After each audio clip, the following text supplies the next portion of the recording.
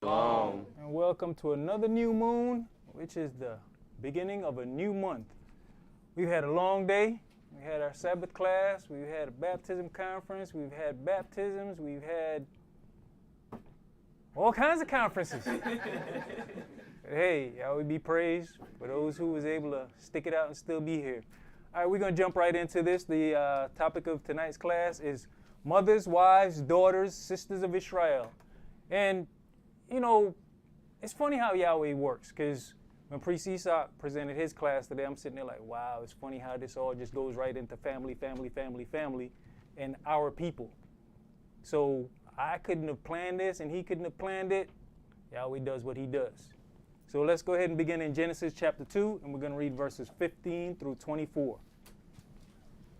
Genesis chapter 2, verses 15 through 24.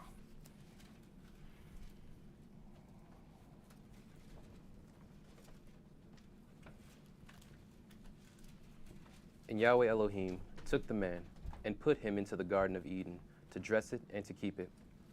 And Yahweh Elohim commanded the man, saying, Of every tree of the garden thou mayest freely eat, but of the tree of the knowledge of good and evil thou shalt not eat of it. For in the day that thou eatest thereof thou shalt surely die. Now, verse 15, and Yahweh Elohim took the man and put him in the garden of Eden, not to hang out, to dress it and to keep it. So he had a job. He was created for a job. And then the next verse 17, he's given instructions, but of the tree of the knowledge of good and evil, you shall not eat of it, for in the day that you eat thereof, you shall surely die. We as men like to put the blame on Eve of why we got kicked out the garden. Eve is nowhere on the scene. This is told to him, setting him up what? The head of the house. This whole garden, everything, you run all this. And we heard earlier, when he created man and woman, it was to give them dominion over the earth. First one that's being given instruction here is Adam. Go ahead. And Yahweh Elohim said, It is not good that the man should be alone. I will make him a helpmeet for him. Yahweh decided it wasn't good for this man to be alone. And he said, I will make a helpmeet for him. So his thought process, his idea in this next creation is for someone to help this man out. Go ahead. And out of the ground, Yahweh Elohim formed every beast of the field, every fowl of the air, and brought them unto Adam to see what he would call them. And whatsoever Adam called every living creature, that was the name thereof.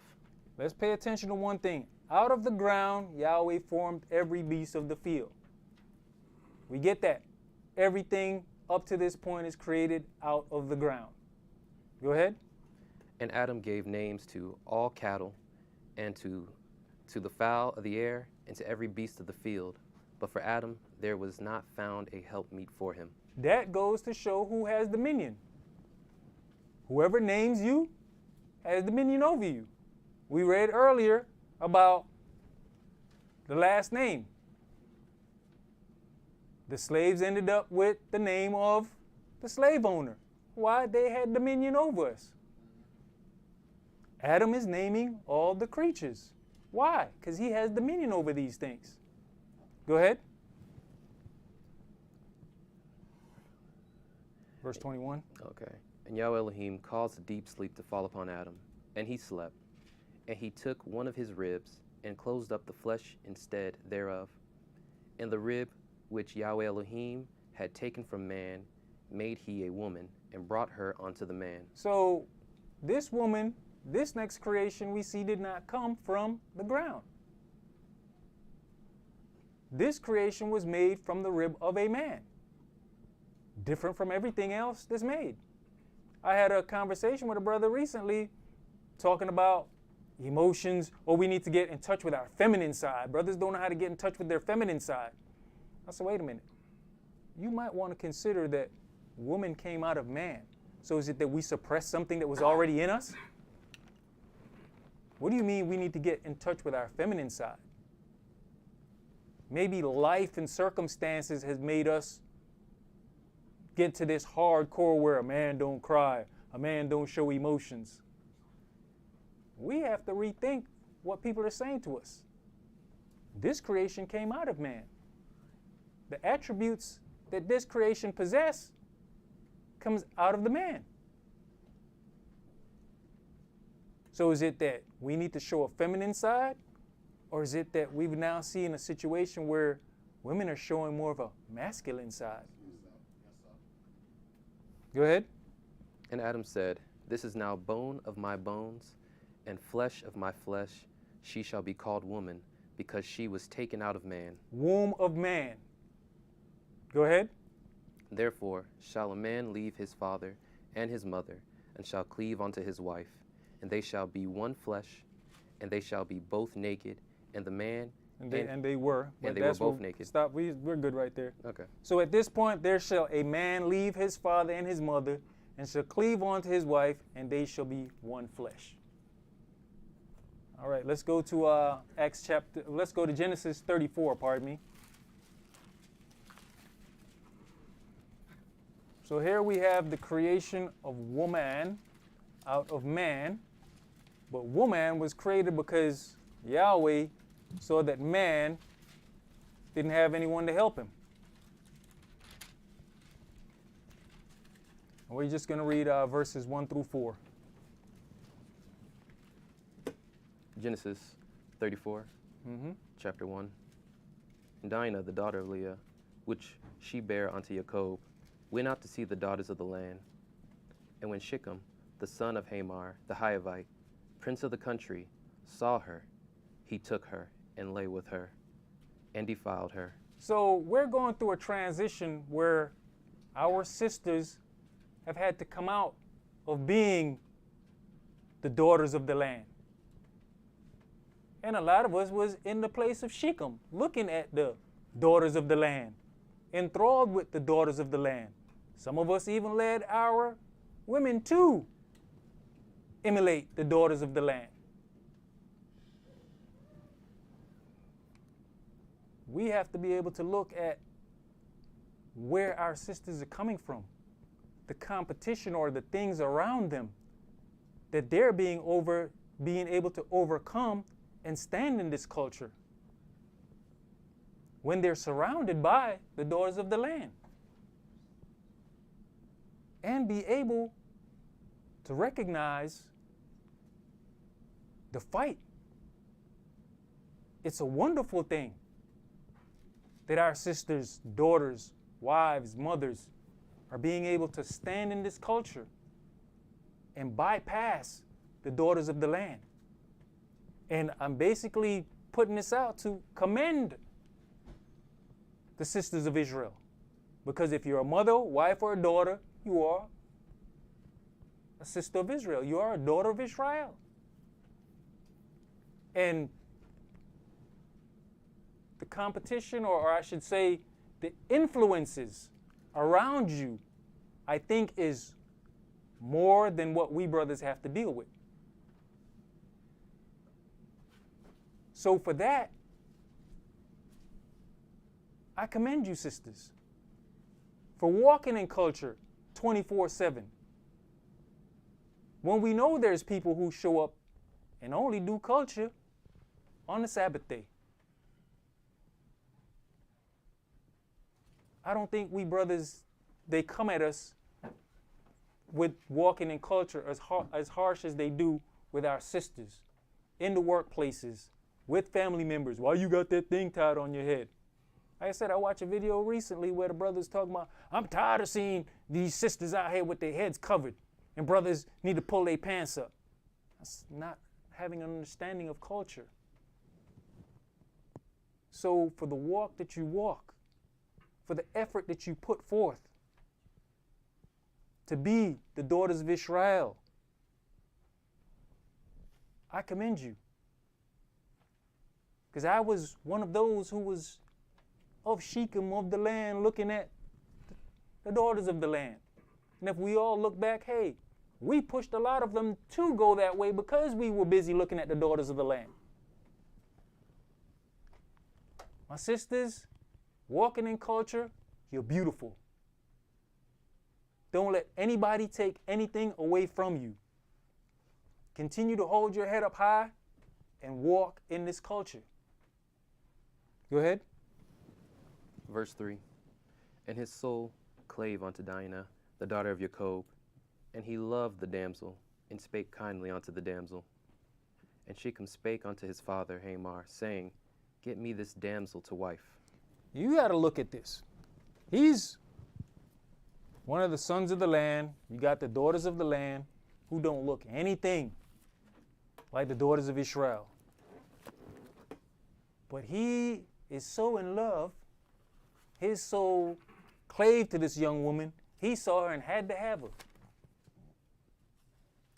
We're supposed to be a peculiar people. She stood out.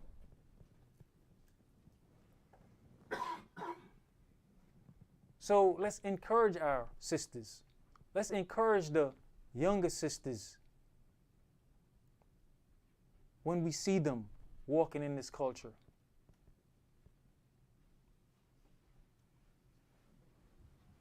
They play a part. They have a part in all of this. They were created to be helpmeets. Like I say, I can tear down, but there's a time to build up as well. So let's build up our sisters for the great job they do in walking in this culture. I said, hey, I know some that they Sabbath day daughters of Israel. The minute they hit the door and get in their car, hey, that head wrap off. And ain't no telling what else coming off. So we got to commend them. Let's go to Acts chapter 18. And they played a part. They're not just standing by, idly just looking on. Sisters have a part in all of this. They play a great part. You also got to remember that the sisters have the job of raising the next generation. We can bark all we want to while we're in the house or around the house. But you got to trust that business is being taken care of when you walk out the house.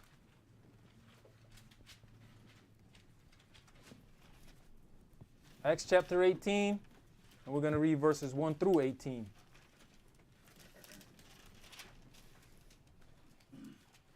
After these things, Saul departed from Athens and came to Corinth, and found a certain Yehudi named Aquila, born in Pontus, lately came from Italy, with his wife Priscilla, because that Claudius had commanded all the Yehudi to depart from Rome, and came unto them. And because he was of the same craft, he abode with them in wrath, for by their occupation they were tent makers. And he reasoned in the synagogue every Sabbath, and persuaded the Yehudi and the Greeks. Now, we're looking at Saul, right? And it says he abode with them. That means he stayed with them. Do you think if they weren't walking the way they were supposed to be walking, or this sister, Priscilla, his wife, wasn't walking the way she was supposed to be walking, don't you think Saul would have something to say about that? Go ahead. And when Silas and Timotheus came from Macedonia, Saul was pressed in the spirit and testified to the Yehudi that Yeshua was the Mashiach. And when they opposed themselves and blasphemed, he shook his raiment and said unto them, Your blood be upon your own heads. I am clean, for from henceforth I will go on to the Gentiles. And he departed thence and entered into a certain man's house named Eustace, one that worshipped Elohim, whose house joined hard to the synagogue.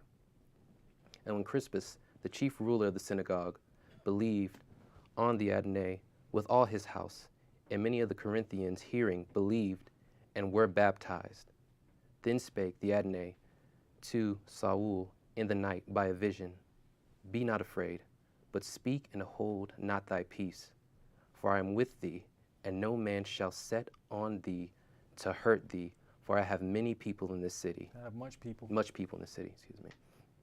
And he continued there 1 year and 6 months, teaching the word of Elohim among them. And when Gallio was the deputy of Achaia, the Yehudi made insurrection with one accord against Saul, and brought him to the judgment seat, saying, "This fellow persuadeth men to worship Elohim contrary to the law."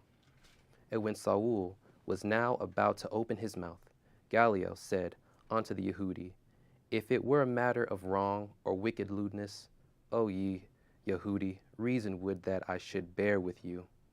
But if it be a question of words and names, and of your law, look ye to it, for I will be no judge of such matters."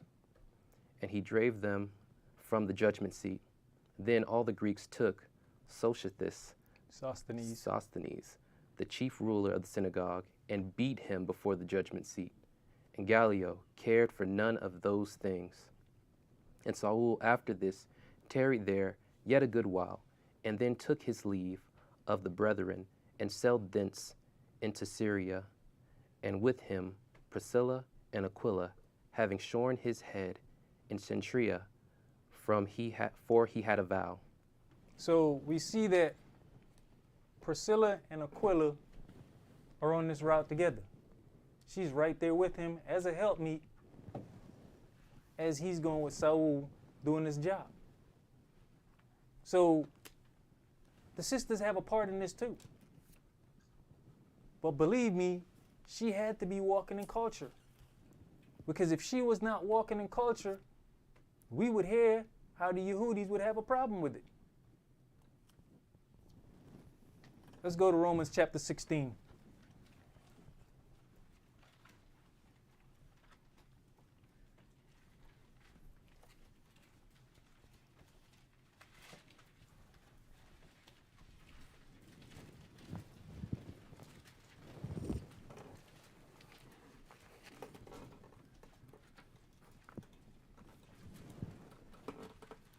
Romans chapter 16, and we're going to read verses 1 through 16. I commend unto you Phoebe, our sister, which is a servant of the church, which is at Centria. And we hear Phoebe, our sister, which is a servant of the church. So the sisters are right here in the midst of all of this. When we go back to Genesis, Eve was created to be a helpmeet. So as we can see, there's sisters here helping and walking in this culture. Go ahead. That ye receive her in the Adonai, as becometh saints, and that ye assist her in whatsoever business she hath need of you. For she hath been a succor of many, and of myself also. How many brothers that we see or hear of on the internet would have an issue with this? This man is saying to receive her in the name of the Adonai as become saints, and that you assist her in whatsoever business she has need of you.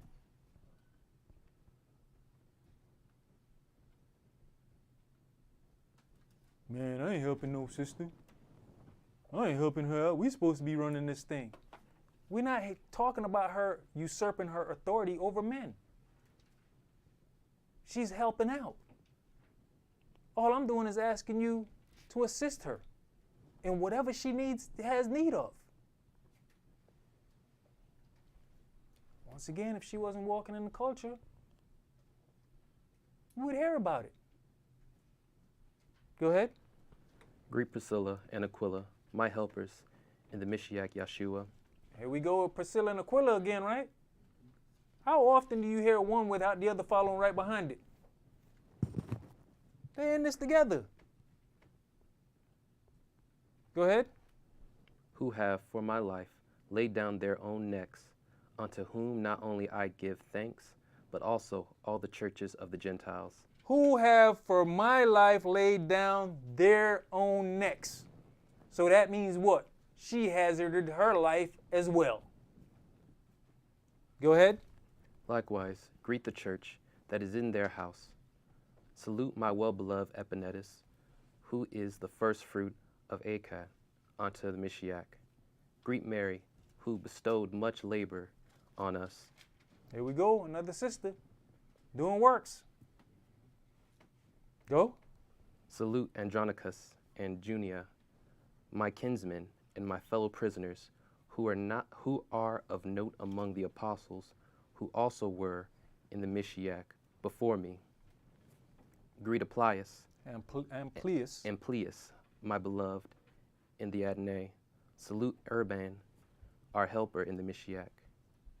And Stactus, many beloved. Salute Apelles, approved in the Mishiach. Salute them which are in Estrabonius household. Salute Herodian, my kinsman. Greet them that be in the household of Narcissus, which are in the Adonai.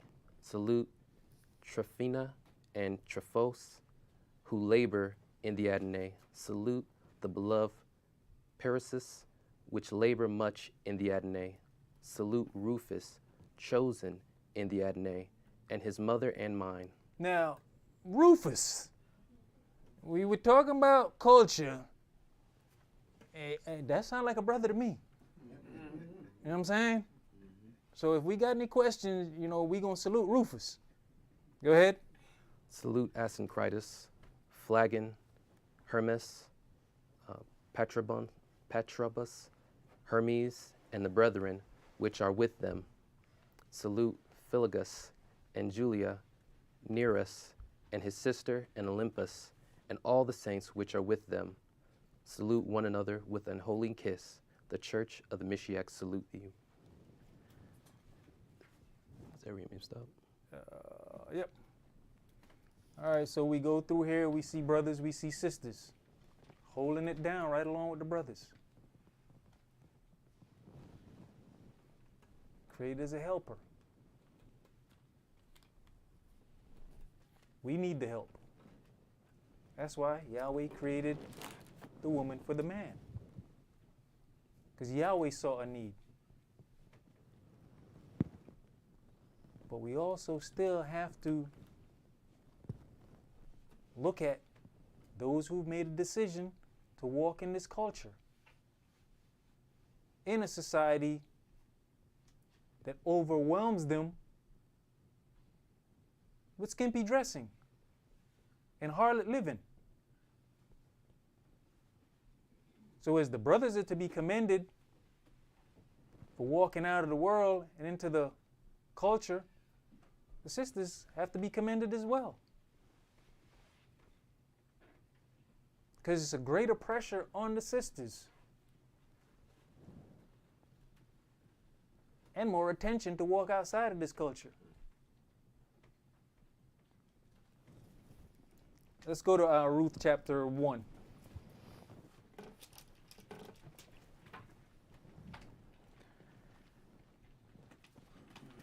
And it's a wonderful thing when you can see a husband and wife walking in this culture. Because we know, you have situations where it's one or the other. You might have the brother walking and the sister is fighting it every which way. Or you have a sister that's walking and the brother's the one fighting. But it's wonderful when you can see a family come in walking together, like a Priscilla and Aquila, willing to walk away from the wiles of the world and relearn this culture. Ruth chapter 1, and we're going to start at verse 8. And Naomi said unto her 2 daughters-in-law, Go, return each to her mother's house. Yahweh deal kindly with you, as ye have dealt with the dead, and with me. Yahweh grant you that you may find rest, each of you, in the house of her husband. Then she kissed them, and they lifted up their voice and wept. So, to set the scene, Naomi is talking to her daughter-in-laws who lost their husbands, which are her sons. And they're not of the children of Israel. And she's telling them, hey, you free. You can go back to your people and do what you want to do. You no longer under bondage to this marriage covenant. And the fact that she's saying you can go back to your people and to your gods kind of gives you the understanding that they were walking in this culture. You're free to go back to what you was doing. Go ahead. And they said unto her, Surely we will return with thee unto thy people. And Naomi said, Turn again, my daughters. Why will you go with me? Are there yet any more sons in my womb, that they may be your husbands? Turn again, my daughters. Go your way, for I am too old to have an husband. If I should say, I have hope, if I should have an husband also tonight, and should also bear sons, would ye tarry for them till they were grown? Would ye stay for them from having husbands? Nay, my daughters, for it grieveth me much for your sake that the hand of Yahweh is gone about against me. So, in verse 10, and they said unto her, Surely we will return with you unto your people. That's the first time they saying, hey, we'll stick with you. But understanding that they also know that they married into the family. That's why Naomi is now laying it down. Would you stick around if I had other sons? There ain't nothing in me. So that means they have some understanding of the culture.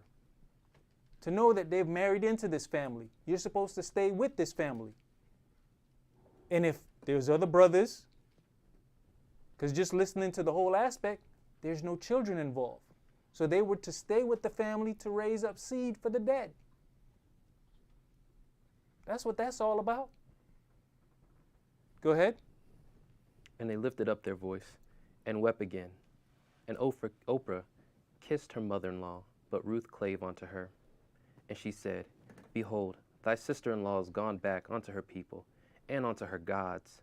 Return thou after thy sister-in-law. So at verse 10, and they said unto her, Surely we will return with you unto your people. They said it. After she put forth some more words, they became her. Just a little bit of dropping some lines, and all of a sudden, you know what, I'm out. I'm gone. Go ahead. And Ruth said, Entreat me not to leave thee, or to return from following after thee. For whether thou goest, I will go, and where thou lodgest, I will lodge. Thy people shall be my people, and thy Elohim my Elohim. Where thou diest, will I die, and there will I be buried. And Yahweh, do so to me, and more also, if aught but death part thee and me. So here she has made up her mind that this is the culture she wants to stick with. This is the culture she wants to walk in. Our sisters, our wives have made a decision that this is the culture that they want to walk in. So let's give the recognition to them for wanting to walk in this culture, for wanting to stick with this culture. Go ahead.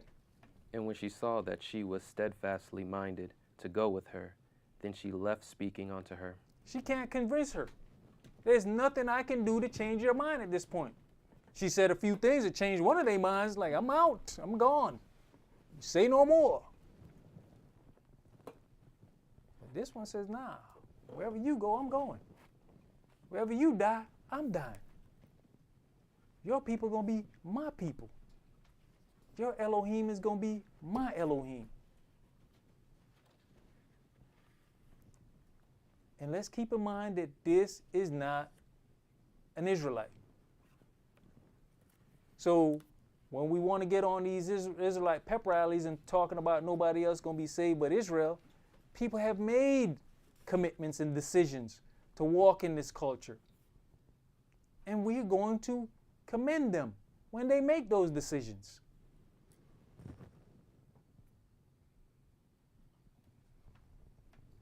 Let's go to 1 Maccabees. Because my brothers, we're not in this culture alone. We're not the ones that are doing everything ourselves.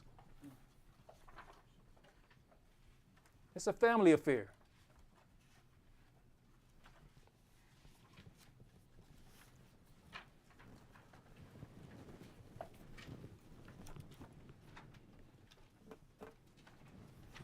You know, it's so much of a family affair that I remember the last baptism, I was fighting to put one of the gowns over my head, and I was looking funny, and Scott's like, somebody help him. His wife ain't here to help him.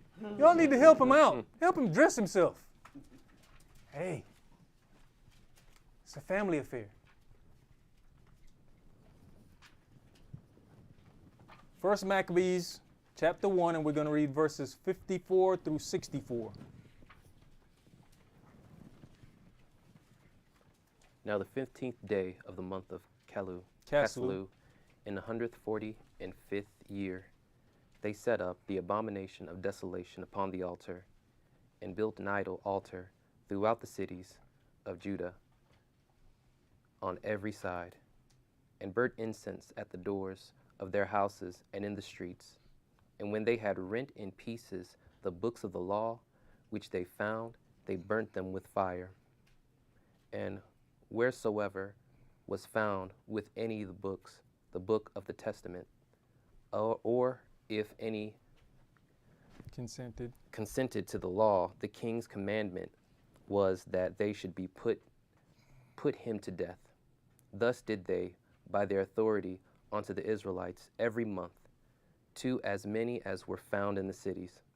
Now, the 25th day of the month, they did sacrifice upon the altar, the idol altar, which was upon the altar of Elohim, at which time, according to the commandment, they put to death certain women that had caused their children to be circumcised, and they hung the infants about their necks, and rifled their houses, and slew them that had circumcised them. So, at which time, according to the commandment, they put to death certain women who made a decision to walk in this culture and stick with what thus says Yahweh. They hazarded their lives as well and put their lives on the line for this culture. Go ahead. Howbeit in Israel were fully resolved and confirmed. Howbeit many in Israel. Confirmed and resolved in themselves not to eat any unclean thing. Wherefore they chose rather to die, that they might not be defiled with meats, and that they might not profane the holy covenant. So then they died, and there was very great wrath upon Israel. Let's go to 2 Maccabees chapter 6. Yeah, brothers, we can beat on our chests, but there's sisters right in there, hazard in their lives. And what I said earlier, you can beat your chest and talk all this, but once you're outside the household, is the house still being ran the way you want it to be ran? So that means these sisters still made a decision to run the house the way it was supposed to be ran. They knew that these boys have to be circumcised. And they made a decision to still circumcise these boys, putting their lives on the line. 2 Maccabees chapter 6, and we're going to start at verse 6. Neither was it lawful for a man to keep the Sabbath days, or ancient feasts, or to profess himself at all to be a Yehudi. And in the day of the king's birth, every month there were brought by bitter constraint to eat of the sacrifices. And when the feast of Bacchus was kept, the Yehudi were compelled to go in procession to Bacchus, carrying ivy. And for Bacchus, for all my Caribbean people in here who understand Bacchanal, this is where it comes from. The worshiping of Bacchus. So when you go to your Trinidadian carnival and you doing Bacchanal, understand it's Bacchus worshiping. Go ahead. Moreover, there went out a decree to the neighbor cities of the heathen by the suggestion of Ptolemy against the Yehudi, that they should observe the same fashion and be partakers of their sacrifices. And whoso would not conform themselves to the manner of the Gentiles should be put to death. Then might a man have seen the present misery. For there were 2 women brought, who had circumcised their children, whom when they had openly led round about the city, the babies, hanging about their breasts. They cast them down headlong from the wall. And others that had run together into caves nearby to keep the Sabbath day secretly, being discovered, to Philip, where all burnt together, because they had made consents to help conscience, to help themselves for the honor of the most sacred day. Now, verse 9, and whoso would not conform themselves to the manners of the Gentiles. We did that. We were there, along with our sisters. We conform to the manner of the Gentiles. But then when we go down further, we're talking about conforming. Who would not conform, right? For there were 2 women brought who had circumcised their children. They decided not to conform and paid the price for it. Go ahead.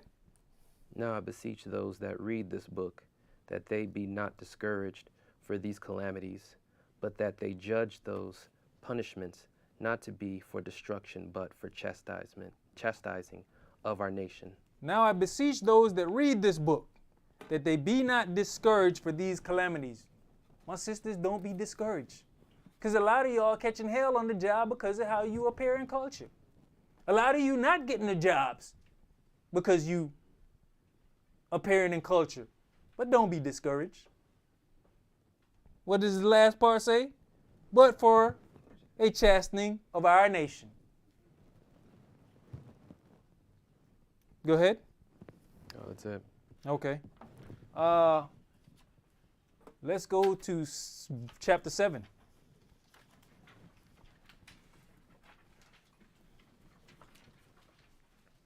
Second Maccabees chapter 7, and we're going to start at verse 1. And it came to pass also that 7 brethren with their mother were taken and compelled by the king against the law to taste swine's flesh, and were tormented with scourge and whips. So this is 7 sons with their mother. We touched on a little bit of slavery today, right? Who do you think they used to use to condition the young boys to obey the slave master and not to go against the manner of the Gentiles? It was the mother. That's why we look at today's society and we got what we call a bunch of mama's boys. This was conditioned from slavery. Because mama does what? Will try to protect her boys. But we can see that this is nothing new. This is in the time of the Maccabees that this is going on, trying to go through mama to keep these boys in line. But when you make a decision to follow Yahweh's culture, you pay the price. Go ahead. But one of them that spake first said thus, What wouldest thou ask or learn of us? We are ready to die, rather than to transgress the laws of our fathers. Then the king, being enraged, commanded pans and cauldrons to be made hot. You know, I went over this because I thought about the furnace, the Shadrach, Meshach, and Abednego, as they would want to say, Mishael, Azarel, and Hananiah. They were put in a furnace. When I first read this, the furnace was there in my head. Then I went through it again, and let's pay attention to what it says. The king being in a rage, he's so upset, he command pans and cauldrons to be made hot. He's telling them, put the frying pan on as hot as you can get it. Let's see what they do with him. Go ahead. Which forthwith, being heated, he commanded to cut out the tongue of him that spake first, and to cut off the utmost parts of his body, the rest of his brethren and his mother looking on. So this man is so upset. He cut this man's tongue out first. And then he gets the cutting off other body parts. But he done told them to heat these pans up. What you heating the pans up for? Go ahead. Now, when he was thus maimed in all his members, he commanded him, being yet alive, to be brought to the fire and to be fried in the pan. Fried in the pan. Not put in the furnace, but fried in the pan. A mother standing by to keep this culture while her boys are being maimed. It says, now when he was maimed, he was thus maimed in all his members. We know what they're talking about. Mm-hmm. Okay, go ahead. And as the vapor of the pan was for a good space dispersed, they exhorted one another with the mother to die manfully, saying thus, Yahweh Elohim looketh upon us, and in truth hath comfort in us, as Moshe in his song, which witnessed to their faces, declared, saying, and he shall be comforted in his servants. I want y'all to pay attention to something. There's 7 sons going on. Their mother standing there with them, encouraging them to stand for this culture. What is missing, or who is missing? The father is missing. So we gonna realize that we gotta commend our sisters that stand up for this culture no matter what. It's ride or die, baby. When we ain't around, we gotta know that you gonna hold this culture up.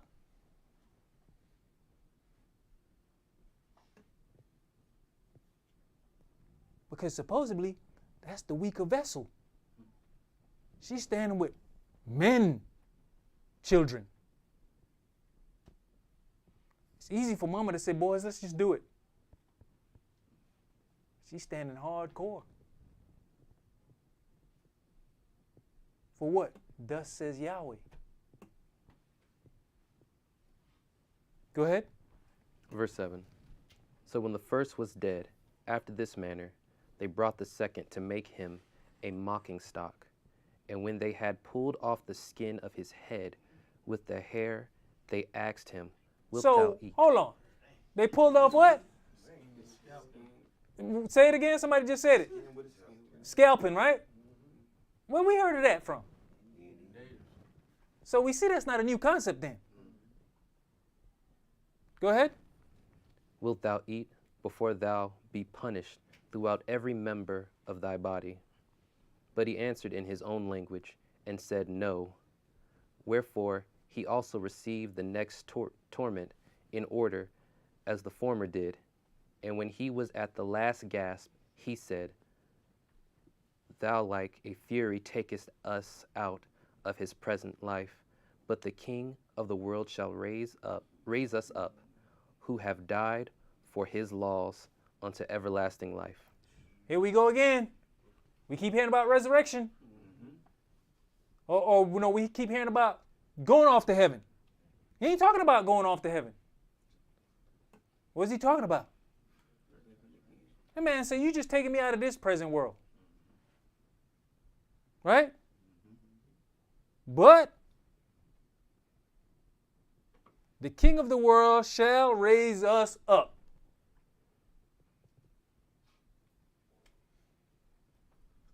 Our people never believed in the rapture doctrine. Our people always knew there was going to be a resurrection. Go ahead. After him was the third made a mocking stock, and when he required, he put out his tongue, and that right soon, holding forth his hand manfully, and said courageously, These I have from heaven, and for his laws I despise them, and from him I hope to receive them again. Insomuch that the king and they that were with him marveled at the young man's courage. So guess what? The man saying, y'all can take all this. Y'all can cut out my tongue. Y'all can take all my privy members. Y'all can cut off whatever. But I'm going to get them back. I'm gonna get them back. We hear the priest always talking about you can burn your ashes and disperse them wherever you want. Yahweh know where every piece of you at. He gonna go and pick it up. That's basically what this man is saying. Y'all can do whatever. These members was given to me from heaven. I'm gonna get them back. This is the third son. And mother's still standing by, holding strong.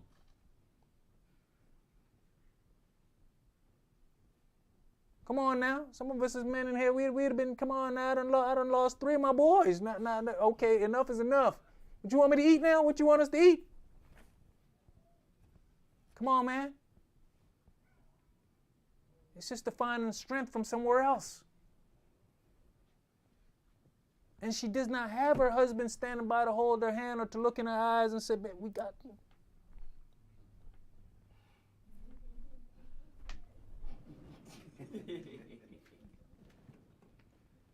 Got to do this on her own. Go ahead. Verse 12. Insomuch that the king and they that were with him marveled at the young man's courage, for that he nothing regarded the pains. Now, when this man was dead also, they tormented and mangled the fourth in like manner. So when he was ready to die, he said thus, "It is good, being put to death by men, to look for hope from Elohim to be raised up again by him. As for thee, thou shalt have no resurrection to life." There you go. This is what our people believed in. There was no going off to heaven. We believed in a resurrection. Go ahead. Afterward, they brought the fifth also, and mangled him. Then looked he unto the king, and said, Thou hast power over men, thou art corruptible, thou doest what thou wilt. Yet think not that our nation is forsaken of Elohim. We're not forsaken, people. But we have to go through these trials and tribulations. We have to walk in this culture. Go ahead. But abide a while, and behold his great power, how he will torment thee and thy seed. That's what they don't want to deal with. It's coming. What we suffering now, let's take it on the chin and walk the best walk we can. At least we violate and get a punishment at the end of the race. It'd be sad to be punished all the way through this and then reach the finish line just to realize that you're going to get punished again anyway. Go ahead. After him also they brought the sixth, who being ready to die said, Be not deceived without cause, for we suffer these things for ourselves, having sinned against our Elohim. Therefore, marvelous things are done unto us. Basically what I was just saying. We suffering these things because we sinned against our Elohim. Can we confess that? Can we accept it when we're going through the punishments? Even when something bad is not happening to you, you're still going through the punishment. But understand why we're going through the punishment. Go ahead. But think not thou that takest in hand to strive against Elohim, that thou shalt escape unpunished. But the mother was marvelous above all, and worthy of honorable memory. For when she saw her 7 sons slain within the space of 1 day, she bare it with good courage, because of the hope that she had in Yahweh. But the mother was marvelous above all. 7 boys, 7 men child. She watched them all maimed, abused. But they say she was marvelous above all.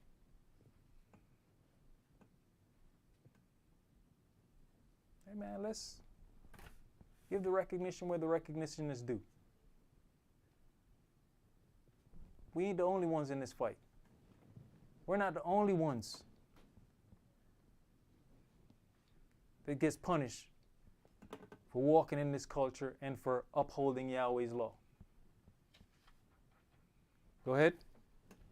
Yea, she exhorted every one of them in her own language, filled with courageous spirits, and stirring up her womanish thoughts with a manly stomach, she said unto them. She had the man up, right? Mm-hmm. I said, hubby ain't here.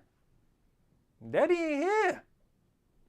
Hey, she had the man up for her boys. Cause it's easy when mama start, come, baby, just do this for me. Let's just go ahead and eat the swine. She manned up.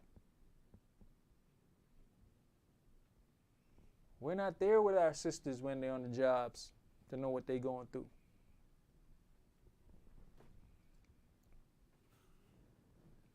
We're not always going to be around.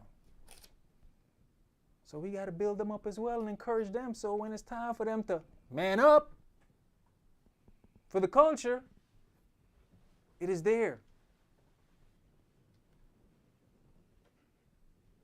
And there might be some time they got to man up against us to keep us on the culture. What you doing is stupid.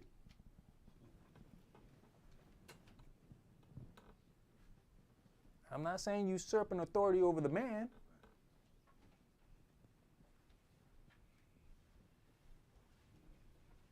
Sometimes you might have to man up to the man to say, hey, you about to get us and the whole household killed.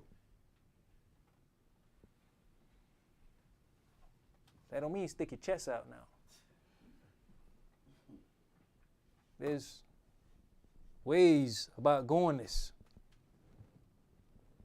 He says, and stirring up her womanish thoughts with a manly stomach. She was made out of man. Got some attributes there that you can use. You use it the right way, they make most of us run out and do whatever the hell they want us to do.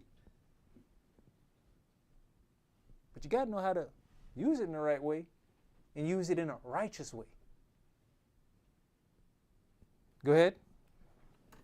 I cannot tell how ye came into my womb, for I neither gave you breath nor life, neither was it I that formed the members of every one of you.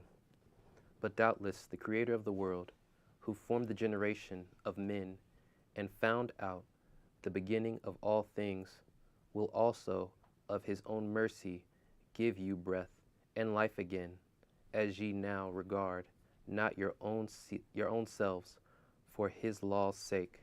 Even the mother is saying the same thing. Will also of his own mercy give you breath and life again. Resurrection. Go ahead.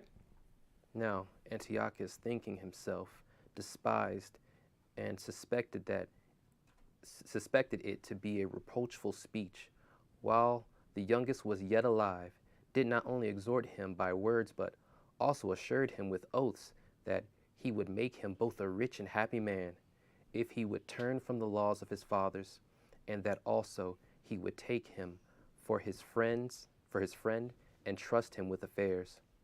But when the young man would in no case hearken unto him, the king called his mother and exhorted her that she would counsel the young man to save his life. After you done killed 6 of them, what you think is gonna change? Well, this is your baby boy.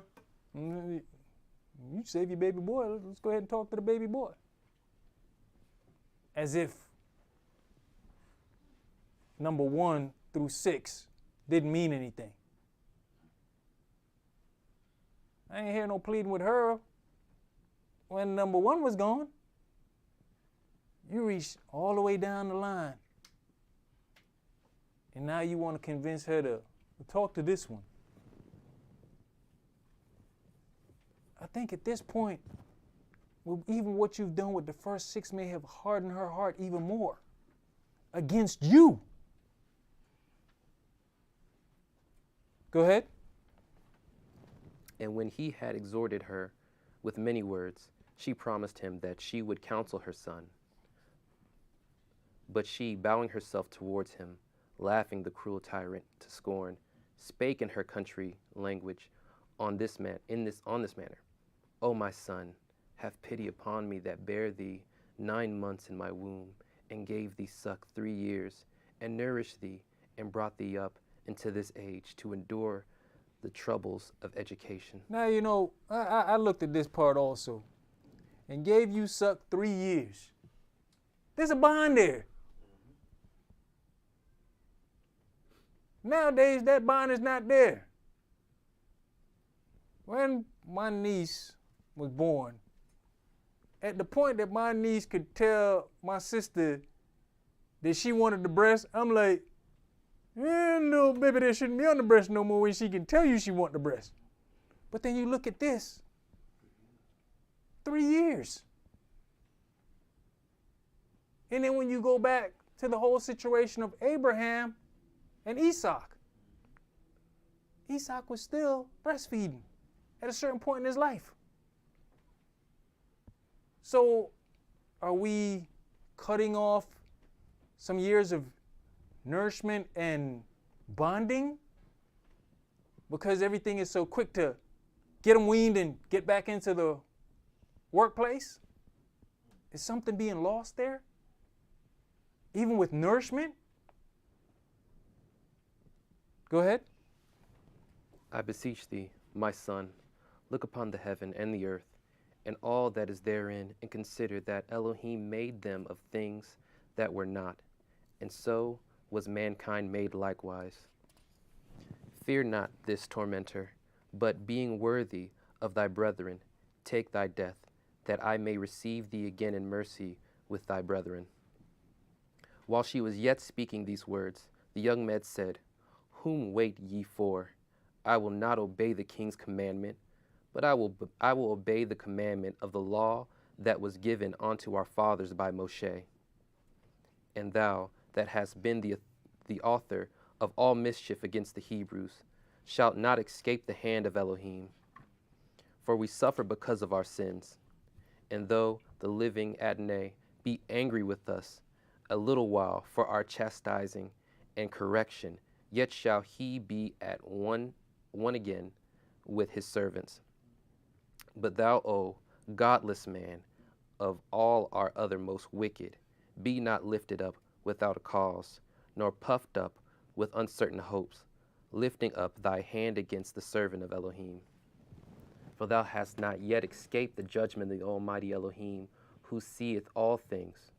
For our brethren, who now have suffered a short pain, are dead under Elohim's covenant of everlasting life.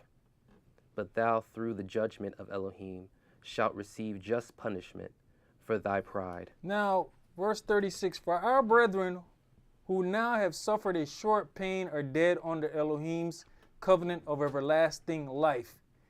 And today we would hear, for our brethren who are now looking down upon us.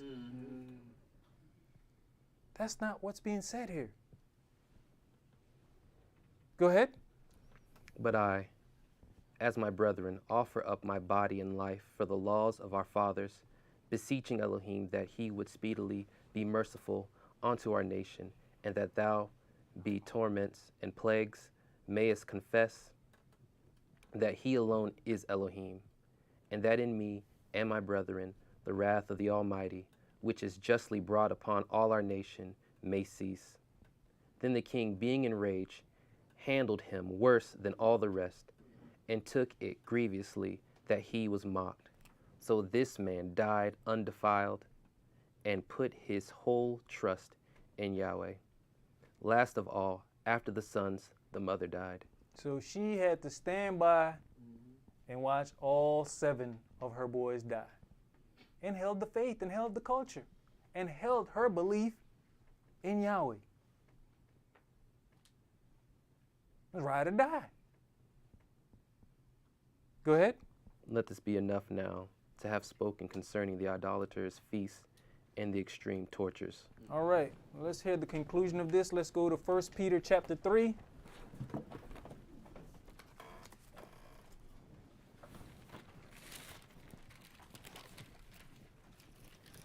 Like I said, I just wanted to go through the fact that the family dynamics is not just us brothers. We've got sisters in this fight right along with us.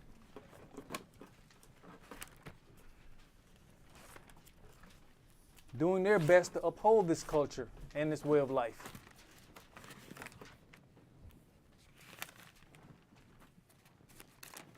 First Peter chapter 3, and we're going to read verses 1 through 7.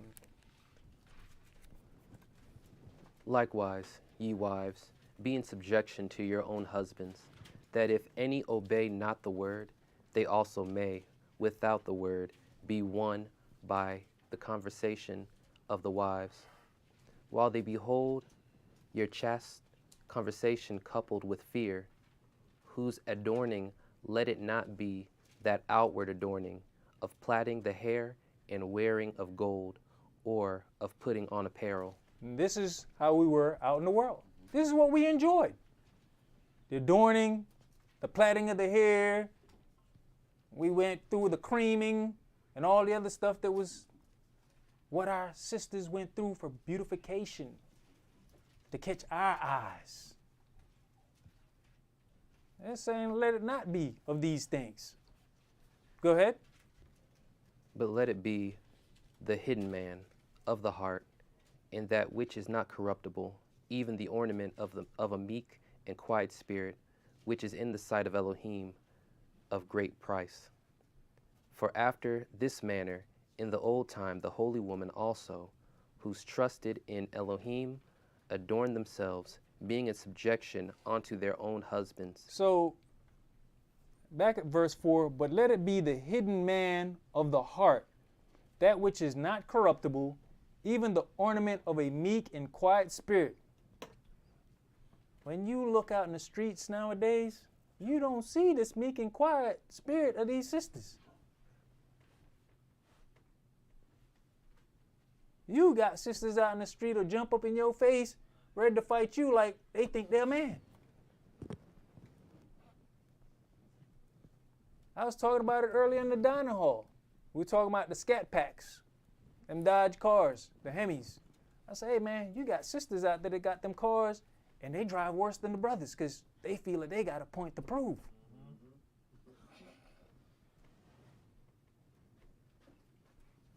So this meek and quiet spirit is going out the door. So that's why I said, hey man, I'm going to commend my sisters, the mothers, the daughters of Israel, who are walking in this culture and who understand how they should be and how they should present themselves. Like it say, for after this manner, in the old time, the holy women, key word, holy women. If you don't understand what you're striving or you should be striving to be, there it is, the holy women. Go ahead. Even as Sarah obeyed Abraham, calling him Adonai, whose daughters ye are, as long as ye do well and are not afraid with any amazement. And if I put this the way it is in the book, people are going to have a problem with it. It says, even as Sarah obeyed Abraham, calling him master.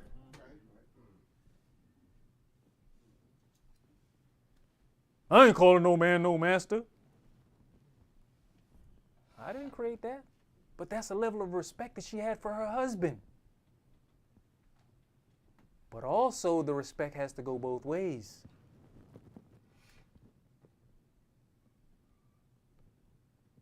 You can't want the respect and you don't know how to give the respect. It's a unit, it's a family. We also got to realize that our kids are watching. The kids are watching. It may not be your kids, somebody else's kids. The children are always watching.